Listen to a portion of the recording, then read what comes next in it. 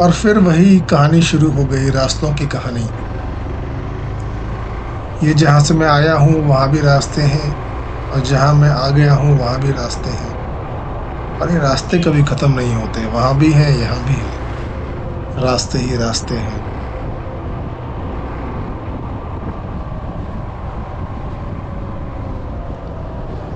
तो last video में मैंने बताया था कि मेरा नाम है विकास, और मैं भी अपनी पहली बाइक राइड पर निकल गया हूँ। और मैं जा रहा था ग्रेटर नोएडा से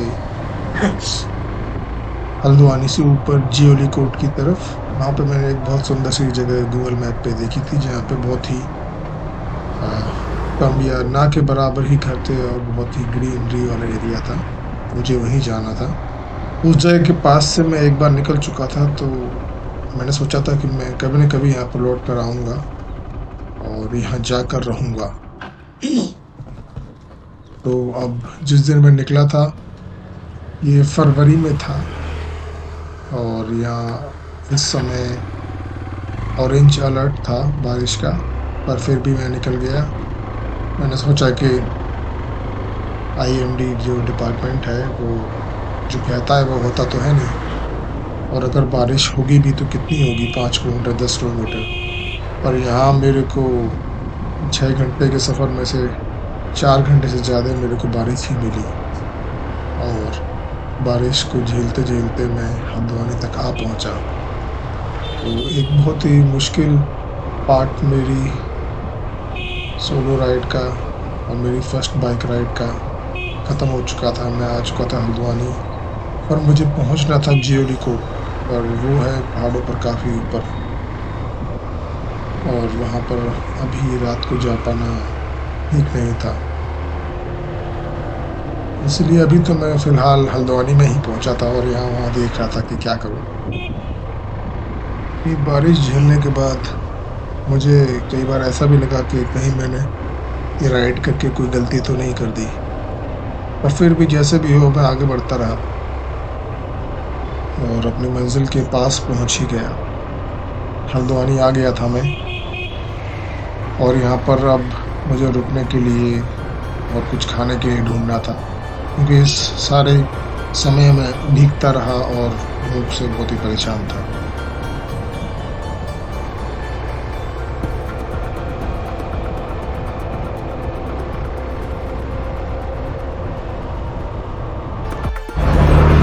बहुत ही सुंदर सीन है, मेरे चारों तरफ पहाड़ियाँ हैं, पर्वतों के पीछे से डूबते हुए सूरज की लालिमा की आखिरी कुछ किरणें फसलों पर पड़ रही थी। काफी सुंदर दृश्य बन चुका था। आज यहीं पे रूम लेने का मन कर रहा है।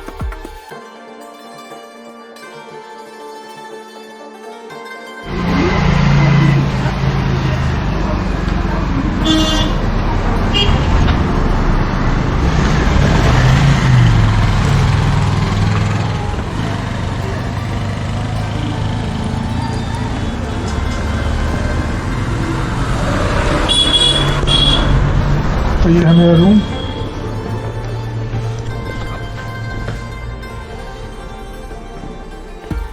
छोटा सा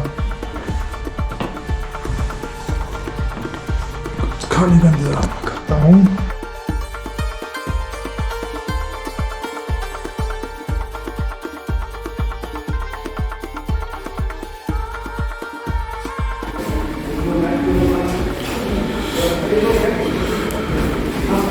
भाई लगभग आधा घंटा से ज़्यादा ढूंढने के बाद ये होटल मिला है। चलो खाते हैं इसको। तो किसी तरह मैंने एक रूम देखा जो रोड पर ही एक होटल में था। वहाँ पर एक केयर टेकर लड़का था जिसने मुझे मेरा रूम दिखाया। रूम लेने के बाद और बाइक से सामान चढ़ाने के बाद फिर अब मैं निकला खाने की तलाश में। अब नए शहर में भाई वही बात है कि अच्छा खाना मिलना बहुत मुश्किल है। अभी यहाँ वहाँ ढूंढते रहोगे, पता नहीं कहाँ जाओगे। तो इसी रेड में मैं भी घूमता रहा। फिर मैंने वही अपना पुराना तरीका आजमाया, गूगल मैप्स खोला और देखा कहाँ के रिव्यूज़ अच्छे हैं। तो एक दुकान मिली आसपास और वो थी एक स्वीट शॉप। वहाँ से भी मैंने मिठाइयाँ कुछ खरीदी, जो हल्द्वानी की कुछ स्पेशल मिठाई होती है, वो मिठाई मैंने ली। और फिर मैं जा पहुँचा काठगोदाम रेलवे स्टेशन, क्योंकि भाई खाना तो अच्छा चाहिए ही चाहिए, दिन भर से कुछ खाया नहीं था। वहाँ पहुँच गया मैं, और मैं पूरी तरह शाकाहारी, और वहाँ पे वेज के साथ साथ नॉन वेज ही मिल रहा था, पर फिर भी कुछ भी वो थोड़ा सा एडजस्टमेंट करना पड़ा मेरे को। मैंने वहाँ पे वेज खाना खाया, खाना ठीक था, एवरेज से अच्छा था, टेस्टी था।